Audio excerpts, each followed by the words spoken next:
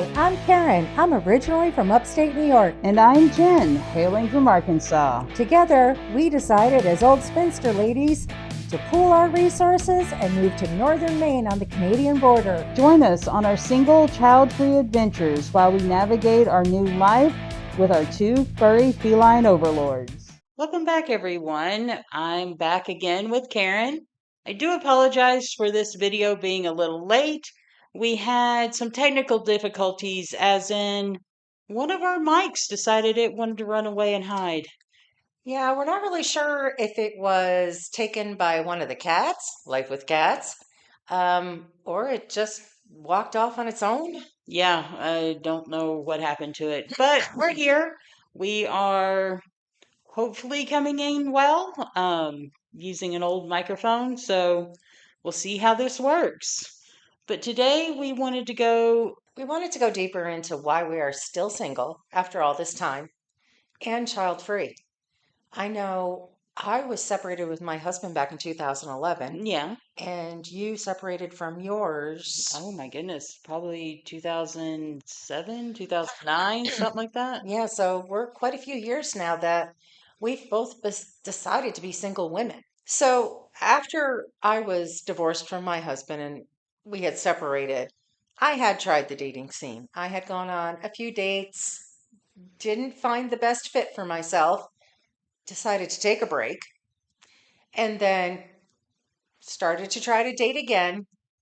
And as most women will tell you, the dating pool is infected at this point.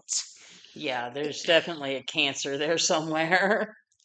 Even though I am an older woman and I would have expected more from men in my generation to be more like I grew up, it was almost the opposite, that they had regressed into frat boys again. Yeah, it was really weird. The midlife crisis, I guess, hit hard and Yeah. maintained.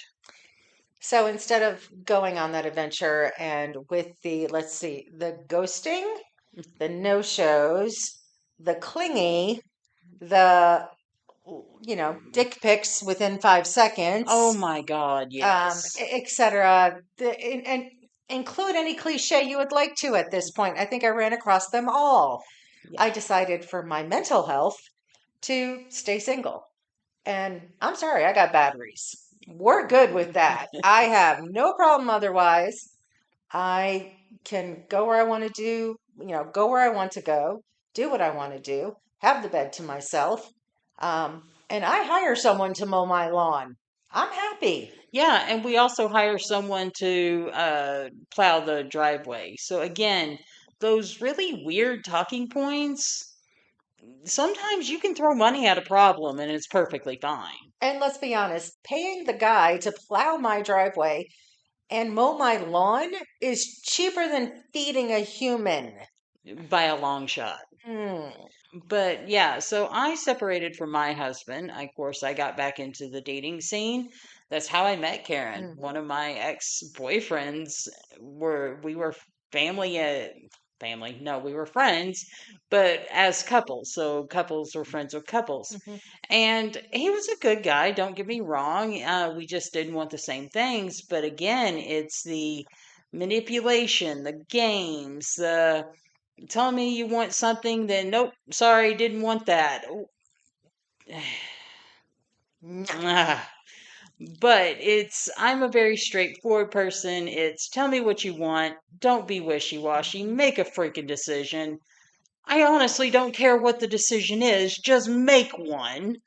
And I know that's usually the opposite of what most men say about women, is that women don't make up their minds, but you and I have run into the exact opposite, where it was just games. Yeah, it was games, and I can't stand games, so I took myself off the market, and I've honestly been a lot happier. I sleep from one corner to one corner of the bed. The cat jumps up, she gets pets, and then yeah, we pay someone to mow the grass. We pay someone to plow the driveway. I take out the trash. Believe it or not, women do have the muscles to take out trash. And if we have anything that we can't handle ourselves, meaning it's above our skill set, which it could be among many men's skill set as well, we have a handy woman. Yeah, we do. Sarah, who's Yeah. amazing. We love you, Sarah. We really do. And we still have an ever-growing honey-do list. But yeah, we absolutely adore Sarah. She's been really cool to have. Yeah, so there are alternatives if you think to yourself that you need a man in your life to, fix the dryer or to, mow the lawn or things of that nature. That's outdated. There are services you can buy, services that will help you. I have a home warranty on this house that I bought. And in that warranty, if there's anything that goes wrong, I call them up, pay $100, and they send somebody out here to fix it. So it's not, you're not stuck. There's so many services available across the country, especially if you are a single woman. If you're not sharing, let's say you're living in an apartment by yourself, there you have your apartment, your landlord. If you have a house on your own, there are many services that you can access to help you through that. You don't need somebody else. You can, do it on your own easily these days. Very easily. And most women aren't shrinking violets. We do know how to do some things, and Yeah. we do. I mean, it is what it is. But that old cliche of you can't survive without a man is just that, old and cliche. It's a story that we were told that we needed a man in our lives, and most of us, and especially Gen X generation, I mean, it was what we were sold. You went to high school, you went to college, you got married, bought a house, had babies. I mean, it was the quote American dream. Yep. We were sold that we needed men in our lives, and up until I want to say, what was it, 79, that we were Yeah. able to get a checking account and buy our own house? 76, I think it was. Women could get their checking account without a man's approval. We haven't needed them in years if we don't want them. Yeah. And I know a lot of trolls will say, well, you're overweight. No wonder nobody wants you. Hey, even better, leave me alone. Yeah, it really is. And honestly, I don't know who actually believes that, but it is what it is. One side effect you may run into if you do decide to, say, purchase a house and share it with somebody, another female companion, just to have, like we spoke about before, that companionship in case something happens, is many people will think you're gay. And that is kind of something you need to be ready for, because the first thing, oh, you're gay. No, No. but it doesn't bother me you think that. But if it is something you're sensitive to, it's just something to think about. Yeah, I mean, to be perfectly honest, I'm not gay, but it doesn't bother me. And I actually have used it as a shield more than once. It's like, yep, sure am. Yeah, So, that's been utilized. yeah, sorry to the LGBT community. But safety is safety. Yeah, no kidding. So the next section we wanted to discuss is why we did make the decision to be child free. I was going to say, for me, it wasn't so much as a decision as the after effects. So when I was married, my husband and I didn't try to do anything to stop from getting pregnant. Unfortunately, it never did happen for us. We didn't look into it too deeply just because of economics, finances, and so forth. But I know a lot of women, they're like, the men would just never take care of a child, and that's why, and so forth. That necessarily wasn't me. My husband would have been an amazing father. I have no doubt in it. It just didn't happen. However, now that I look back, I'm very happy it didn't happen. I do not have the mental capacity to raise a child. I may be very motherly, as a lot of people tell me. However, being responsible for a child 24/7 would not have worked well for me. I have two cats that I freak out if they don't eat one day. I would obsess about it. Now, I was, as I had said before, diagnosed with OCD at one point. Not at one point, I am diagnosed with OCD. That would have been detrimental to a child's mental health. Literally, whatever child I had raised would have needed therapy because I was not mentally capable to take care of another living creature without obsessing about their health. Also, I necessarily didn't have the greatest childhood growing up either. So it was a combination of things looking back that I was suddenly very happy that I didn't have child and it didn't happen for us. Yeah, my husband and I, we neither tried nor tried to prevent. It just never happened, and in all honesty, I'm very glad of that. One, I don't have to deal with child support. I don't have to deal with a connection to someone that I don't want to be in a relationship with. Hmm. Also, I would have been raising two children. Let's get real. I had the husband that weaponized incompetence and was a lot. So I am glad that I never had kids. I also just do not have the temperament for it. While I am very slow to anger, my temper is very explosive. So I just don't want to risk putting a kid through that. And where I get a lot of feedback on the internet, well, what is that famous statement? It's different when it's yours. Yeah, I don't want to take that chance. I would rather regret not having a child than regret having one and putting them through that. Yeah, it's If you have even the slightest doubt that having children may not be for you, don't do it. don't do it. Absolutely do not do it. I have seen so many women I grew up with have children that should never have been mothers, and now their kids are messed up for life. Not only that, this day and age and in this political climate, it can be absolutely deadly to have a child. And with the divorce laws changing the way they are Mhm. in many red states, you can't get out of an abusive relationship as easily as you used to, Mhm. which is mind blowing to say.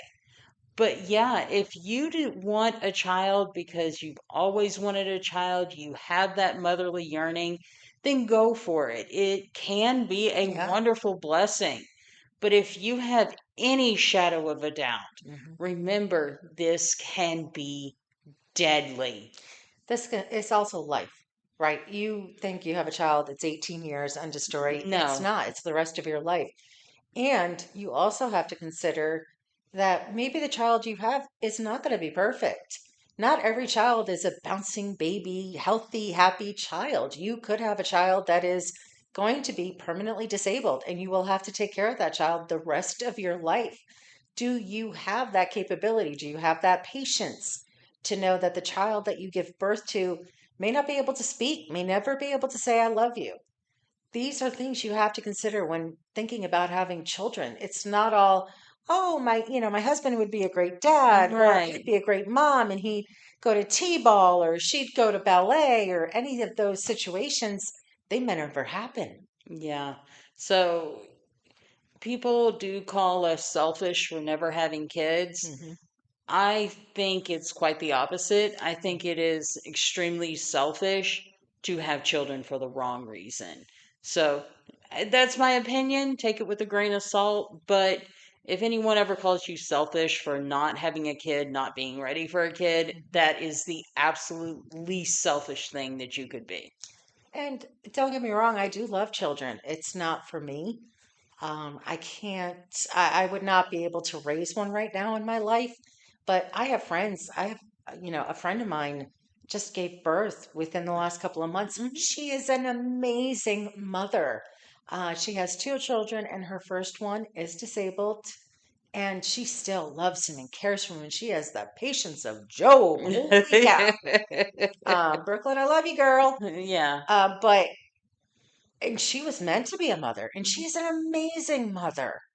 And some women are like that. And bless you for being that way, because I know I couldn't handle it. So I do appreciate women who have children. And you know what? I'm the first to donate to causes with what extra money we have from Yeah, not having children. absolutely. We're the first ones, yeah, you want, half an hour to babysit because you need to run somewhere? Sure, I don't, a couple hours with a kid, I'm good. That's about it. But Yeah, I'm good. that's about But my, we're the ones who have that free time to help. And yeah. you do need that in society as well.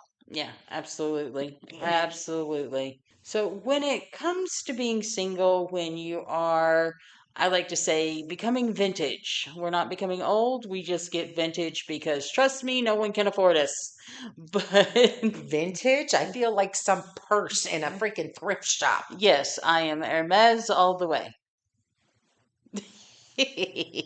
Anywho, when it comes to aging and being single, that is another thing you'll hear. You're going to die alone with cats. Well, one, cats are cute, so That's not a threat. don't threaten me with good time. But two, the thing is you need to find your tribe. You need Yes. to have a circle of friends, have a confidant. Things are expensive now. Oh, If yeah. you need to live with someone, make sure that you understand who they are Mhm. and really research it, I guess is the best way to put it. Yeah, somebody online actually had a good point. She was in her 70s and she was child free. And everybody says, yeah, you're going to die alone with kids.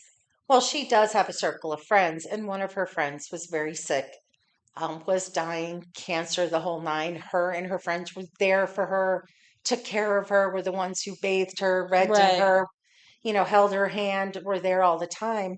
She had two kids who never were there.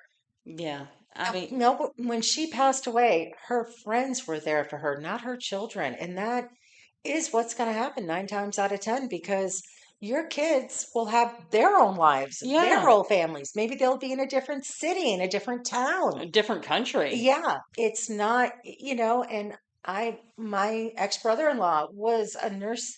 He worked in a nursing home. I think he still does actually for, 25, 30 years.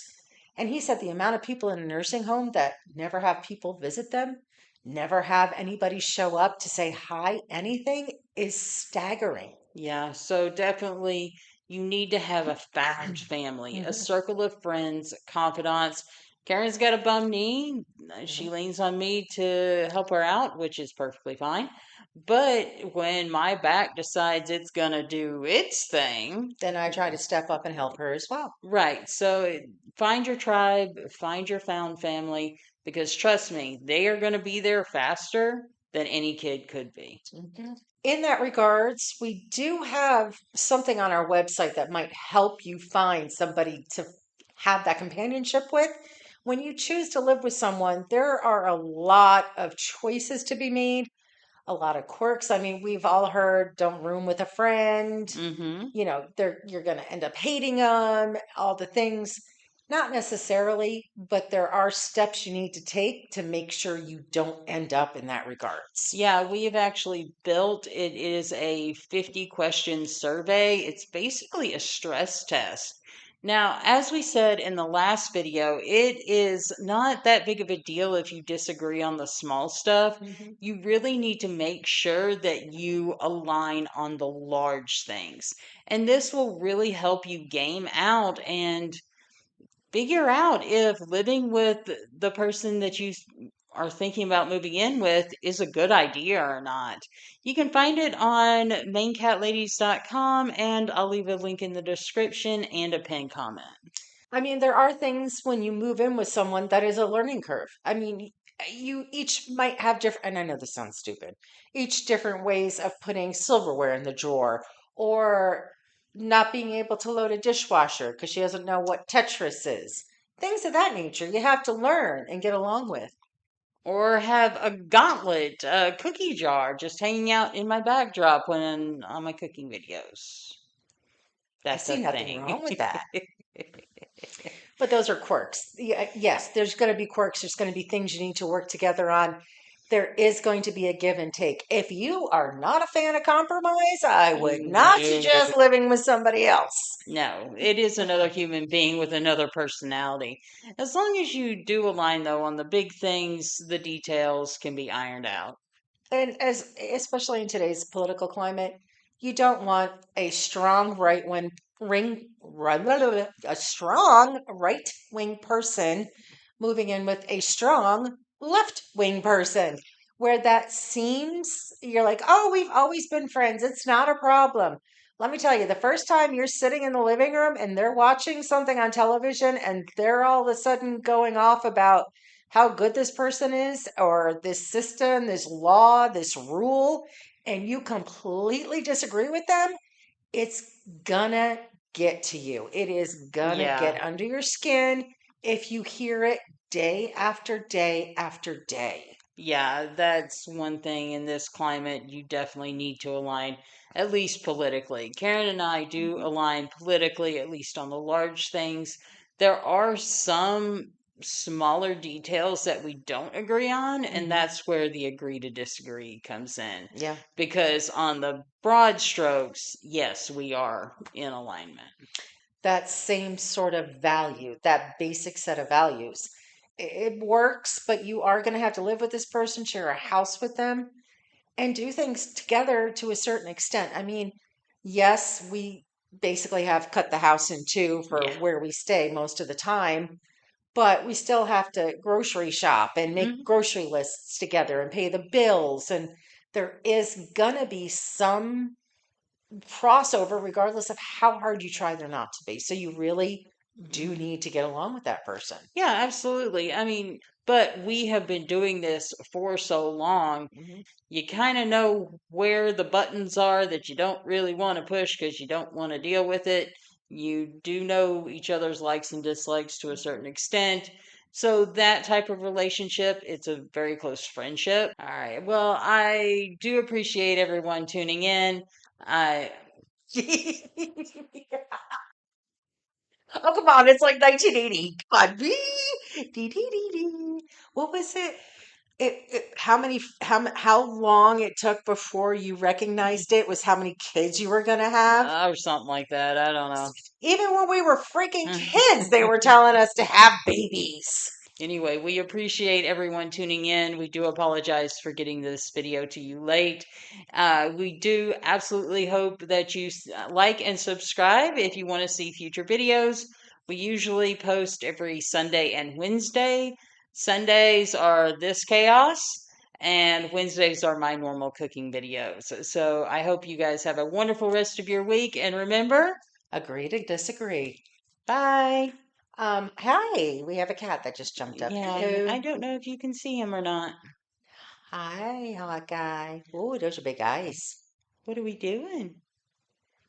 Hmm? Are you coming this way? We got 40 seconds. Okay. Hi. Yes, can I pet you?